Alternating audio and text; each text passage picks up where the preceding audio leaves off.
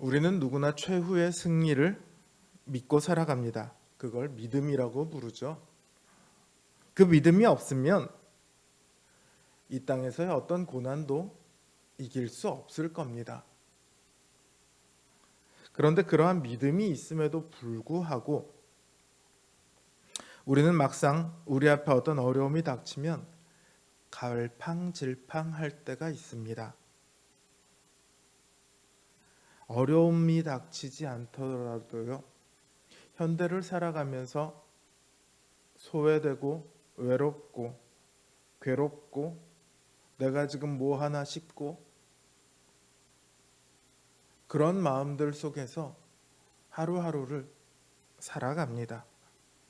때로는 두려움에 떨기도 하고요, 때로는 혼란에 빠지기도 하고요, 때로는 분노에 사로잡히기도 합니다. 왜 그럴까요? 믿음이 없어서 그럴까요? 믿음이 약해서 그럴까요? 제가 얼마 전에 말씀드렸던 것처럼요, 믿음은 내용과 수준, 이 두 가지가 있습니다. 믿음의 내용은 우리가 믿는 그 신학적인, 교리적인 부분들이죠. 그리고 수준은요, 그 내용을 우리가 얼마만큼 우리 삶 속에 받아들였느냐, 그겁니다. 그러니까 내용적으로는 우리가 충분히 믿고 있을지라도요, 수준으로는 여전히 부족할 수 있습니다. 우리가 믿는 내용과 우리의 수준이 늘 똑같을 수 없어요. 수준이 항상 뒤따라가죠. 이 믿음과 수준 사이에 이 간격을 메꾸기 위해서 필요한 것이 뭐냐? 시간이고 경험입니다. 시간 속에서 하나님께서 일하신다는 사실을 우리가 경험할 때 우리의 믿음은 자라갑니다. 하나님께서 우리의 기도에 응답하실 때, 하나님은 내 기도를 들으시는구나. 우리의 고난 가운데서 하나님께서 일하시는 것을 보았을 때, 하나님은 나를 그냥 내버려 두지 않으시는구나.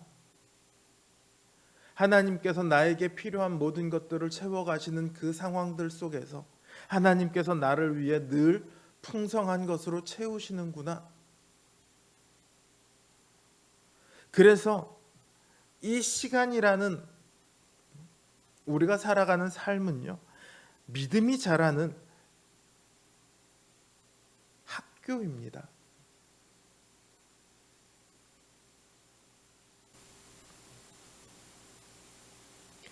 오늘 본문을 보세요. 전쟁에서 승리하고 돌아온 여호수아가 예루살렘 왕, 헤브론 왕, 야르뭇 왕, 라기스 왕, 에글론 왕, 이들이 5 왕이 도망해서 막게다 굴에 숨어 있다는 사실을 듣습니다. 여호수아가 명령하죠. 그 굴 어귀에 큰 돌을 굴려서 막아놓고 그 굴을 지켜서 나오지 못하게 해. 그리고는 왕과 떨어진 적군들이 남아 있을 거 아니에요. 지휘관이 없어진 군대는 오합지졸이죠. 이 군대를 공격합니다. 안 그래도 가뜩이나 패잔병으로 도망치고 있는데 지휘관도 없어요. 뒤에서는 자기들을 패퇴시켰던 이스라엘이 쫓아옵니다.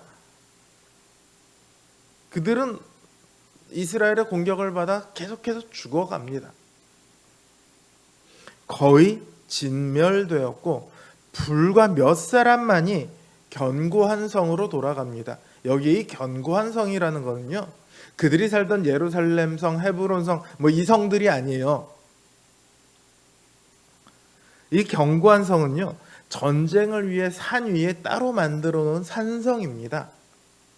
그러니까 거기는 사실은 집이 있거나 먹을 것이 저장되어 있거나 이러지는 않아요. 오직 군사적 목적으로만 만들어진 성이죠. 그곳으로 도망을 갑니다. 그들은 가나안에서도 네로라 하던 그런 도시를 살고 있던 병사들이었으나 이제는 집을 잃고 떠도는 그런 신세가 되고 말았습니다. 이들이 그렇게 거의 다 진멸되고 나서 이제 남은 건 누구죠? 왕들이죠. 여호수아는 구란에 갇힌 왕들을 끌어내 오라고 합니다. 그리고 군장들을 시켜서 왕들의 목을 밟으라고 해요. 이런 행동은 고대 근동에서 전쟁에 패배한 적을 완전히 정복했다, 이런 상징적인 행동입니다. 전쟁에서 이겨 다른 나라를 완전히 자신의 통치 아래로 둘 때 주로 이런 행동을 합니다. 이제 그 땅들은 이스라엘의 것임을 지금 이 행동을 통해 여호수아는 선포하고 있습니다. 그리고 그 왕들은 쳐 죽이고 나무에 달아둬요. 나무에 달린다는 것은 이 당시로서는 신에게 저주받았다는 상징입니다. 그러니까 여호수아는 예루살렘을 비롯한 가나안 남부 지역들이 하나님의 저주를 받아 심판을 받고 멸망했다, 이런 사실을 지금 드러내고 있죠. 이 전쟁은 수차례 말씀드렸던 것처럼 하나님의 전쟁입니다. 하나님께서는 악이 관영한 가나안 땅에 심판을 행하십니다. 그 와중에 하나님께 나와서 살기를 바랬던 라합의 가족들이나 기브온 거민들은 구원을 얻었습니다. 그러나 하나님의 백성인 이스라엘에 대적했던 가나안의 족속들은 하나님의 저주를 받았고 진멸당했습니다. 그야말로 하나님의 승리, 그리고 그 백성인 이스라엘의 완벽한 승리입니다. 이제는 감히 어느 누구도 이스라엘을 대적하지 못합니다. 대적하지 못할 뿐만 아니라 함부로 입도 놀리지 못합니다.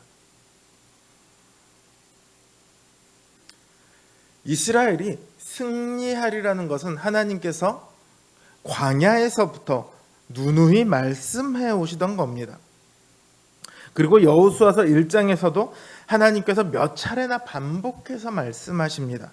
너는 마음을 강하게 하고 담대히 하라. 두려워 말며 놀라지 말라. 내가 어디로 가든지 내 하나님 여호와가 너와 함께 할 것이라. 이들은 그 말씀을 알고 있습니다. 이 말씀대로 이스라엘은 승리할 것입니다. 그러나 그것은요, 믿음의 내용이에요. 하나님께서 그렇게 얘기하셔서 그렇게 되겠구나를 알고 있는 것이고요. 아직 여호수아서 1장은 전쟁이 벌어지지 않았을 때니까 그들이 경험하지 않았던 것이죠. 이제 25절에서 여호수아가 말하는 걸 한번 보십시오. 두려움을 말며 놀라지 말고 마음을 강하게 하고 담대히 하라. 여기까지는 똑같죠. 그리고 뭐라고 하냐면 너희가 더불어 싸우는 모든 대적에게 여호와께서 다 이와 같이 하시리라. 이와 같이 하실 거랍니다. 지금 이 왕들에게, 이 도시들에게 하신 것과 같이 하실 거랍니다. 이들은 하나님께서 그 말씀하신 그대로 되어가는 것을 경험하고 있는 거예요. 완벽한, 그것도 아주 완벽한 승리를 그들에게 만들어 주신다는 것을 이들은 경험을 했습니다. 그들의 믿음은요, 이제 하나님의 말씀, 단순한 하나님의 말씀, 내가 알고 있는 지식이 아니라요, 내가 삶에서 경험한 사건들이 되었습니다. 구체적인 삶의 역사가 되었습니다. 그들의 믿음의 수준이 올라간 거죠. 오늘날 우리는요, 그리스도께서 우리를 위해 완벽하게 죽음과 이 세상을 이기셨다는 사실을 알고 있습니다.